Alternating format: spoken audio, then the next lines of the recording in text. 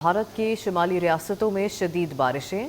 मकबूजा कश्मीर में भारतीय डैम्स भर गए। सैलाबी रैले पाकिस्तान की तरफ बढ़ने लगे हैं। दरिया रावी, सतलुज और चनाब में सैलाबी सूरत हाल मुतवक्की है। इसी पर बात करेंगे। हाशिर वड़ाइच हमारे साथ मौजूद है। हाशिर, आगाह कीजिएगा।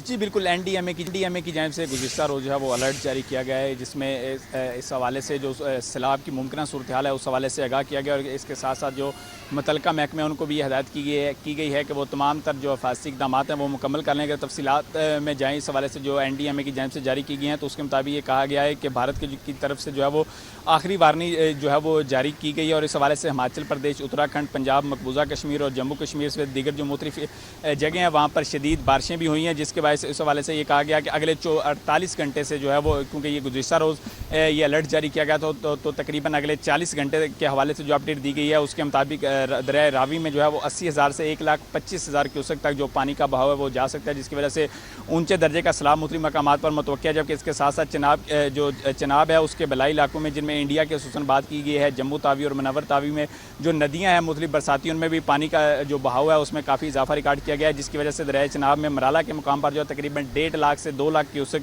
के साथ जो ऊंचे दर्जे का सैलाब है वो मुतवक्की है। इसी तरह दरिया सतलुज की बात करें तो दरिया सतलुज में गंडा सिंह वाला के मुकाम पर जो है 1,90,000 से 2,20,000 क्यूसेक तक का जो ऊंचे दर्जे का सैलाब है, इस हवाले से एनडीएमए की जानिब से बताया गया है। जबकि इस हवाले से ये कहा गया कि भारत के जो मुख्तलिफ डैम हैं उनकी वजह उनमें वो भी पानी की सतह जो है उनमें वो बुलंद हुई है, जिसकी वजह से पानी जो स्टोर करने की हद है, मुकर्रर हद है, वो भी कम होती जा रही है, जिसकी वजह से मुख्तलिफ जगहों पर और मुख्तलिफ मकामात पर पानी का जो बहाव है उसमें इजाफा रिकॉर्ड किया जा सकता है। और इस हवाले से एनडीएमए की जानिब से ये भी कहा गया कि वज़ीर-ए-आज़म की हिदायत पर एनडीएमए जो है वो रोज़ाना की बुनियाद पर मानसून के हवाले से जो सूरत हाल है उसका जायज़ा ले रही है। और खुसूसी तौर पर भारत की जानिब से जो पानी के हवाले से ऊंचे दर्जे के सैलाब के हवाले से बताया जा रहा है, जिस तरह भारत की जानिब से इससे कबल 2 वार्निंग भी दी गई थी, तो इस तमाम तर सूरत हाल की निगरानी जो है वो एनडीएमए कर रही है। उसके साथ ये भी कहा गया कि एनडीएमए की जानिब से तमाम ज़रूरी जो मामनत है वो भी मुतलका इदारों के साथ की जा रही है। और किसी भी मुमकिन हंगामी सूरत हाल से बचने के लिए एनडीएमए जो है वो मुकम्मल तौर पर तैयार है। ये गुज़िश्ता रोज़ अलर्ट जो है वो जारी किया गया था। जबकि दूसरी जानिब इस्लामाबाद के मौसम की अगर बात करें तो इस्लामाबाद का जो मौसम है वो भी आज